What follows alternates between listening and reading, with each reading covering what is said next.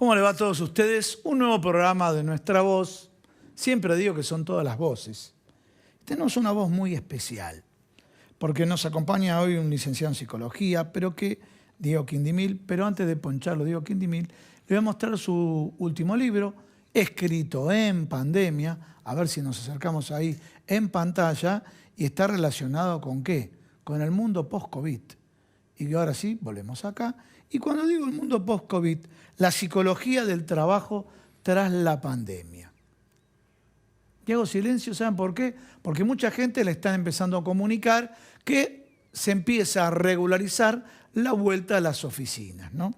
Y bueno, Diego Quindimil, ahora sí, lo estamos presentando. ¿Cómo te va, Diego? Muchas gracias por estar en el programa. ¿Qué tal, Gustavo? Un placer siempre conversar con vos. Bueno, Diego, a ver, trabaja en el desarrollo del potencial en la resolución de conflictos, la salud psíquica con personas, equipos y organizaciones, docente de la UBA, docente de la Universidad Torcuato Di Tella, docente también de la Universidad Maimónides. Bueno, obviamente un currículum más extenso para interiorizarlo. Y ustedes lo ven en los medios de comunicación porque más allá de su conocimiento en su profesión, es un gran comunicador. Hecha la presentación, mundo post-COVID.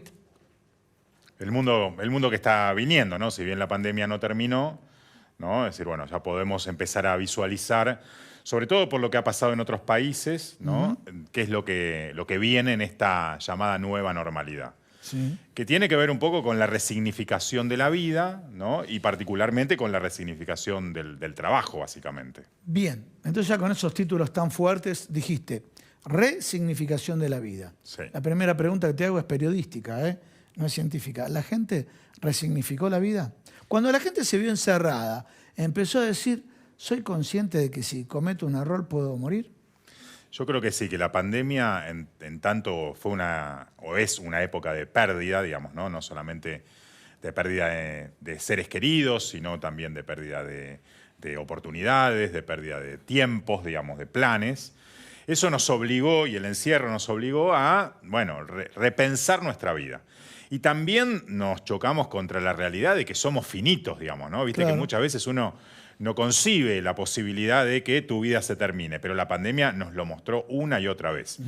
Frente a eso, uno no puede hacer ni oídos sordos, digamos, ni verse ciego frente a esta realidad de cómo quiero vivir mi vida, ¿no? De acá lo que viene.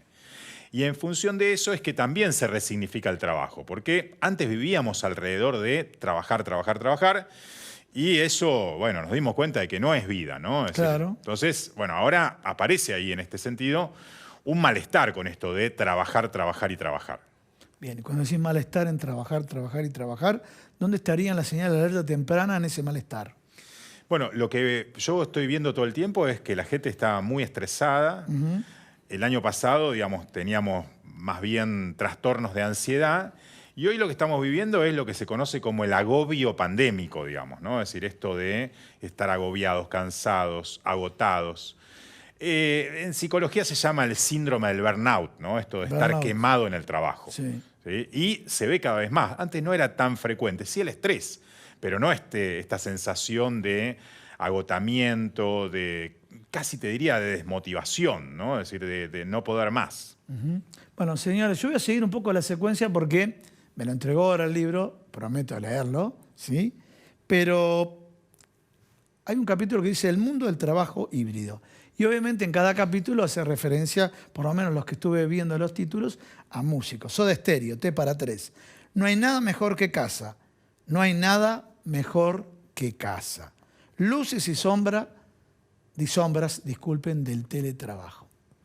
Luces y sombras. Bueno, a ver, la verdad es que el teletrabajo, en la medida de lo posible, llegó para quedarse. Digo, es una elección. Si vos le preguntás a la gente cómo le gustaría desarrollar su tarea, la mayoría de la gente te va a decir, bueno, prefiero hacerlo desde casa y eventualmente volver a la oficina para cosas que sean necesarias. Con lo cual, el hogar, y sobre todo en pandemia, se volvió un lugar seguro, pero a la vez tiene sombras, porque nosotros no estábamos preparados para el teletrabajo, porque inclusive estaban los chicos adentro de la casa, porque no estaban yendo a la escuela, pero, digamos, bueno, nos encontramos el gusto a esto del teletrabajo, pero por otro lado, está el riesgo de estar trabajando todo el tiempo, de no poder cortar. De no cortar, sí. Claro, hoy una persona me decía, y yo estoy notando que no me resulta muy positivo esto de trabajar y dormir en el mismo lugar porque estaba con trastornos de sueño, digamos, ¿no? Es decir, trabajar y dormir en la misma habitación era probablemente estar 24 horas sin salir de un espacio de 2x2, digamos. Claro, ¿no? sí, sí.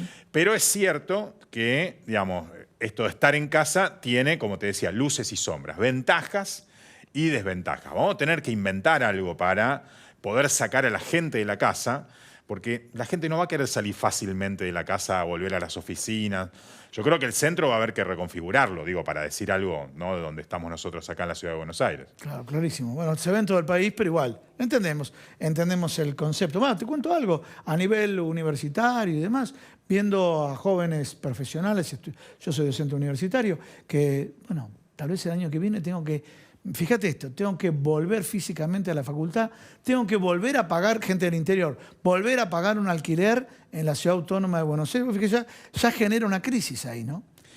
Y sí, digo, a ver, en tu caso vos tuviste que reconfigurar tu tarea de un día para el otro, ¿no? Sí. Es decir, las dabas presenciales seguramente, de un día al otro tuviste que darla virtual y ahora, ¿no? Es decir, bueno, ¿querés volver a... ¿Dónde está el mix? Claro, ¿querés volver a la presencialidad? Por parte sí, pero en parte no, digamos, ¿no? Es decir, sobre todo por todo lo que tiene que ver con los traslados, con la incomodidad, digamos, ¿no? Pero a la vez te perdés también sí, el face to la face. cara de los alumnos, El face to face. claro, el feedback, ¿no? Sí, El ida sí, y sí. vuelta. Entonces, en ese ¿Está sentido, poniendo el auricular y mirando otra cosa o está presente? Puede estar el cuerpo presente y la mente no. Uno en clase, con cierta experiencia, sabe cuando la mente está presente o la mente no, el cuerpo solamente. Vamos a otro capítulo, ¿no? Las organizaciones ante una realidad híbrida, y acá vamos con Calle 13. Dame la mano y vamos a darle la vuelta al mundo. Darle la vuelta al mundo, darle la vuelta al mundo. ¿Por qué esta frase vinculado con las organizaciones ante una realidad híbrida? Sí, yo creo que, insisto, las organizaciones van a tener que encontrar un modo de atraer a la gente, pero no solamente atraerla a la gente en cuerpo, sino también atraer a la gente en cuerpo y alma, ¿no? Es decir, que aquel que vaya a trabajar esté ahí de cuerpo presente, dé lo mejor de sí. Y entonces, en este sentido, me parece que va a haber que ajustar expectativas de lo que esperan los trabajadores y lo que esperan las organizaciones. Nuevas expectativas, porque, digamos, en esto del mundo híbrido, ¿no? Es decir, un mundo en donde el trabajo va a tener que ser en parte presencial y en parte virtual, vamos a tener que ver cómo organizamos esta nueva normalidad, tanto desde la perspectiva de las organizaciones, que cada vez más se tienen que convertir en preventoras de salud mental, porque hasta ahora no le estaban prestando demasiada atención a la salud mental. Quiero repetir esa frase, ¿no? Las instituciones o las organizaciones tienen que ser preventoras de salud mental. Y sí, contame un poquito, porque yo, desde el punto de vista de mi profesión, es como que es muy fuerte el contenido, ¿no? De ser preventor de salud mental.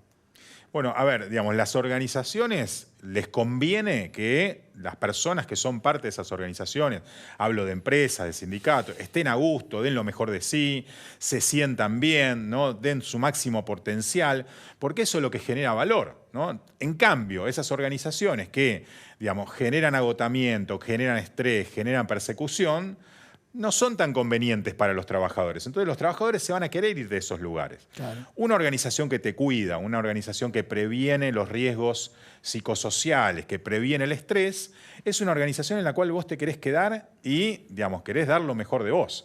Entonces es un ganar-ganar. En este sentido, me parece que esto que les toca a las organizaciones hoy es parte de lo que hemos vivido en la pandemia. La pandemia fue un momento de la verdad, ¿no? En donde hay un montón de gente que dice, yo de acá me voy lo antes posible.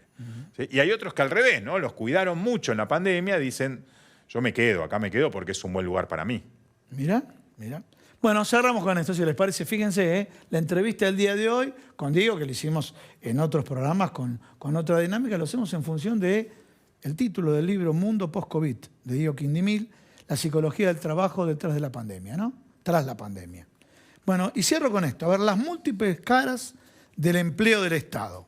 Y entonces seguimos con la música, Mercedes Sosa, todo cambia. Cambia lo superficial, cambia también lo profundo, cambia el modo de pensar, cambia todo en este mundo Mercedes Sosa, pero ahora la versión de este libro de Diego Quindimil.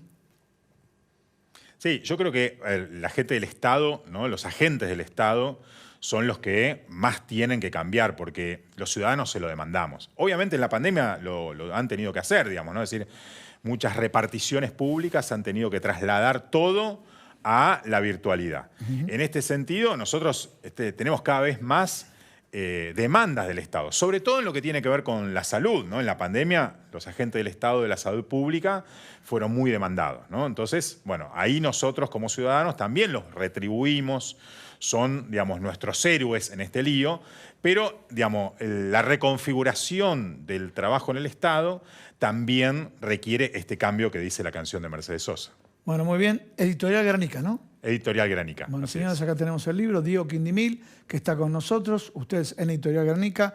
Realmente ya el hecho de cada uno de los títulos me genera muchísima inquietud en profundizarlo. Muchísimas gracias. Gracias a vos por tu generosidad, como dice ahí en el libro que te lo dediqué.